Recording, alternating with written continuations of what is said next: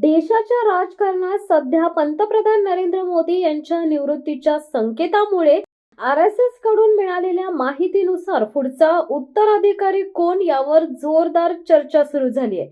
या चर्चेत महाराष्ट्राचे मुख्यमंत्री देवेंद्र फडणवीस यांचे नाव अग्रस्थानी असल्यामुळे 75 वर्षापासून देशाच्या सर्वोच्च पदाची आस लावून बसलेल्या महाराष्ट्राच्या राजकारणात मोठी खळबळ उडाली आहे। मात्र फडणवीसांचा हा मार्ग सोपा नाहीये।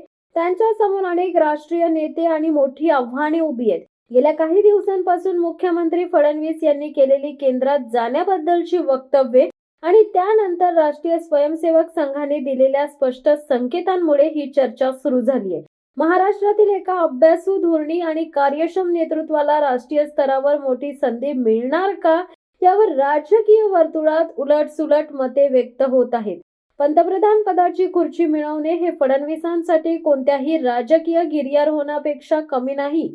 या शर्यतीत त्यांना टक्कर देणारे बडे नेते खालीलप्रमाणे आहेत। योगी आदित्यनाथ उत्तर प्रदेश सारख्या मोठ्या राज्याचे मुख्यमंत्री आणि कट्टर हिंदुत्ववादी चेहरा म्हणून त्यांची राष्ट्रीय प्रतिमा सर्वात मोठी आहे। अमित शहा भाजप संघटनेवर आणि केंद्राच्या धोरणांवर मजबूत पकड असलेले शहा आजही मोदींच्या सर्वात जवळचे मानले जातात। नितीन गडकरी केंद्रात केलेल्या उत्तम कामामुळे आणि विरोधी पक्षांमध्येही स्वीकारार्ह असल्यामुळे ते एक मजबूत दावेदार आहेत। त्यांना फक्त महाराष्ट्राचा नाही तर संपूर्ण देशाचा नेता म्हणून आपली प्रतिमा सिद्ध करावी लागेल। केंद्रात किंवा अनेक मोठ्या राज्यांमध्ये प्रशासकीय जबाबदारी यशस्वीपणे पार पडल्याचा अनुभव त्यांना मदतीला आणावा लागेल। अंतिम निर्णय हा नेतृत्वाचा असेल, त्यामुळे उत्तराधिकारी म्हणून त्यांना नेतृत्वाचा अटळ विश्वास संपादन करावा लागेल। त्यांना इतक्या मोठ्या आणि तगड्या स्पर्धकांना मागे टाकून अपरिहार्य नेता म्हणून स्वतःला सिद्ध करावे लागेल।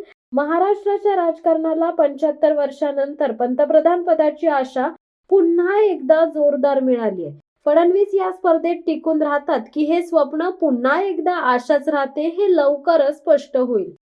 शिवसत्ता टाइम्स न्यूज ब्युरो, मुंबई।